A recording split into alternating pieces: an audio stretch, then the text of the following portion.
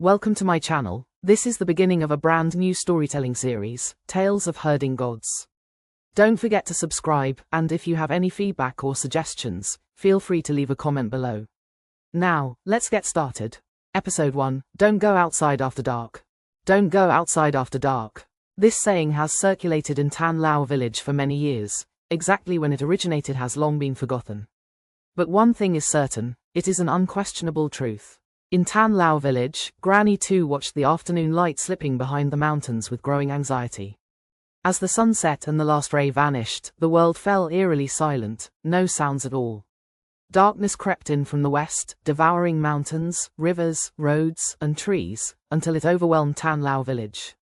At the four corners of the village stood ancient stone statues, mottled with age and of unknown origin. Even Granny Tu didn't know who carved them or when they were erected. As night fell, the statues emitted a faint glow. Their light eased Granny Tu and the other elderly villagers. It was their reassurance. Though darkness thickened beyond the village, the statues' glow meant Tan Lao village remained safe. Suddenly, Granny Tu's ears twitched. Startled, she cried out, "Did you hear a baby crying outside the village?" Old Ma beside her shook his head. "No, you must be mistaken. Oh, wait, there really is a baby crying." The cries echoed from the darkness beyond the village. Every elderly villager, except the deaf, heard it. They glanced at one another. This remote, desolate village, why would a child be out here? "Let me go check." Granny Tu, her heart pounding, rushed to the nearest statue. Old Ma caught up, exclaiming, "Granny Tu, are you crazy?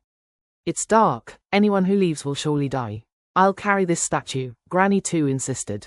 "The things in the dark fear the statue. With it, we won't die so easily." She bent and tried to hoist it, but as a hunchback she couldn't lift it. Old Ma shook his head. I'll carry it and go with you." A limping old man staggered over. "Ma, you only have one arm. You can't carry that statue far." "I've got 2 arms, let me do it." Old Ma glared. "Damn cripple, you've only got 1 leg and still want to go?" "Though I have 1 arm, it's very strong." One-handed, Old Ma lifted the statue and steadied himself. The stone was unimaginably heavy. "Granny Tu, let's go." "Don't call me Granny Tu. You cripples and mutes, listen well, 1 statue is gone. Don't let anything from the darkness sneak in." Old Ma and Granny Tu stepped out of the village. Strange, nightmarish things circled them in the dark, but when the statue's light shone, they screeched and retreated.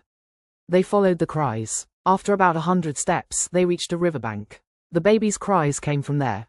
The statue's glow was faint but guided their steps. They followed the river upstream for a few dozen more paces. Old Ma, with 1 arm, struggled. Granny Tu's eyes lit up as she spotted a faint glow. A basket on the riverbank, glowing and echoing the crying. "There really is a baby," Granny Tu exclaimed. She stepped forward to lift the basket but trembled and couldn't. Beneath it was a pale arm submerged in water, supporting the basket and its baby occupant above the current. "Don't worry, the child is safe," Granny Tu whispered to the woman underwater. At her words, the woman's body relaxed, letting the basket go. The current carried her away into darkness. Granny Tu lifted the basket. Inside was a baby swaddled in cloth, beside which lay a glowing jade pendant. Its light resembled that of the statues, just much weaker. It was the pendant that protected the child from the dark creatures. But the pendant's glow was too weak to save the woman. "It's a boy." Back in Tan Lao village, the elderly and infirm villagers gathered around. Granny Tu unwrapped the baby, glanced at him, and smiled, sparse teeth showing. "Tan Lao village finally has someone whole." The 1-legged man gasped, "Granny Tu, you plan to raise him?" "We can barely feed ourselves. I think we should send him away," Granny Tu snapped. "I found this baby fair and square. Why should I give him up?" Terrified, the villagers remained silent. The village chief, lying on a stretcher, approached. He had neither arms nor legs and was worse off than the others, but everyone respected him. Even fierce Granny Tu didn't dare oppose him. "If we're going to raise him, we should give him a name." The chief asked, "Granny Tu, is there anything else in the basket?" Granny Tu carefully checked. "Only this jade pendant. No documents. The pendant has characters, Chin script. It's flawless and holds strange energy, not an ordinary object. Could he be from a wealthy family? Is Chin his surname or given name?" After a moment, the chief decided, "Let him take Chin as his surname and call him Mew.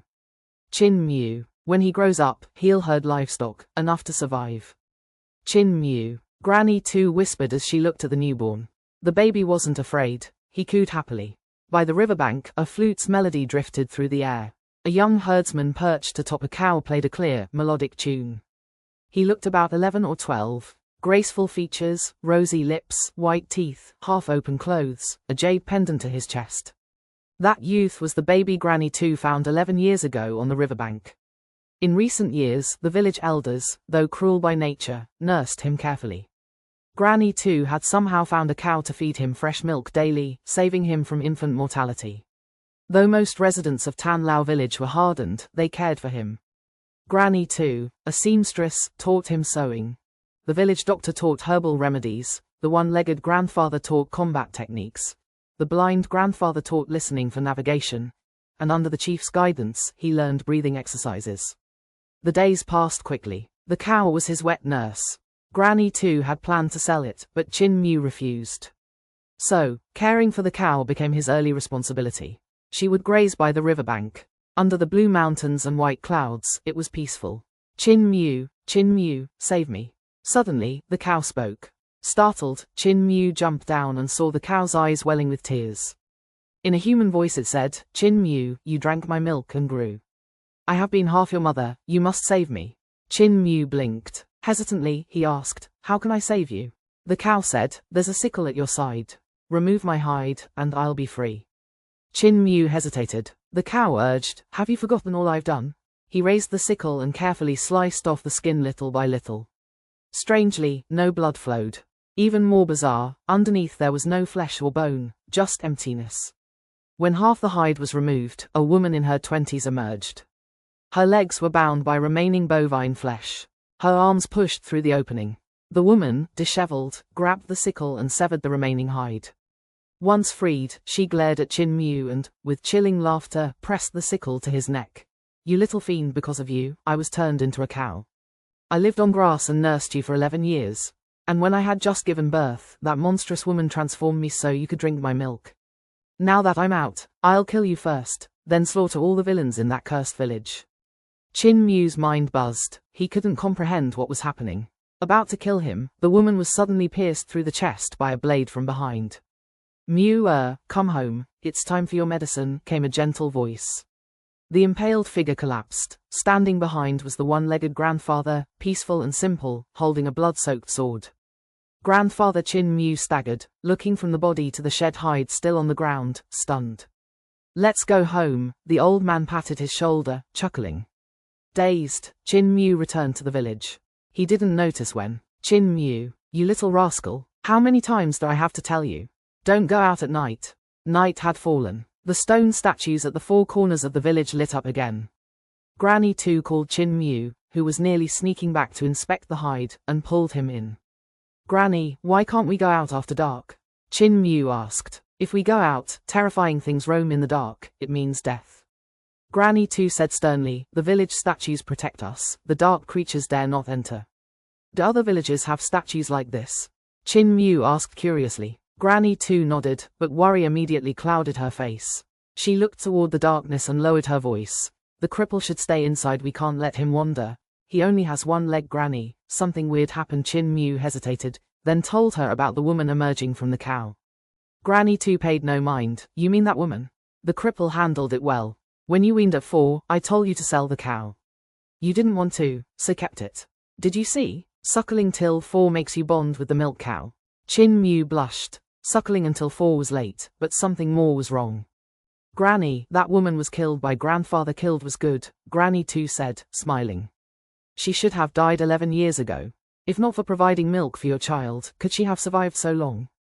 Chin Mu didn't understand. Granny Two glanced at him. She was the wife of the lord of Tuing Long City, over 1,000 miles away. He was lecherous, and she jealous. Whenever he took a virgin, the wife would kill her. I sneaked into Tuing Long intending to kill her, but saw she'd just given birth, 3-month-old.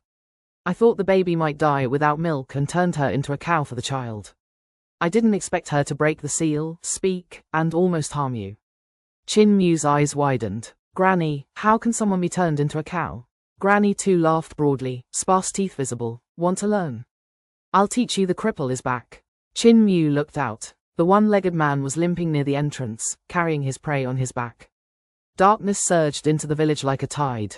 Granny 2 hurriedly called, "You damned cripple, hurry, hurry up." "What's the rush?" the cripple replied calmly as he entered. A vivid tiger lay on his back, not yet dead. Its tail had been struck by the darkness. When it growled, its tail burst apart, leaving only bones, flesh, fur and blood gone, as if eaten away. Chin Mew glanced into the darkness outside. Nothing visible, just pitch black. What is in that dark? He thought, unsettled.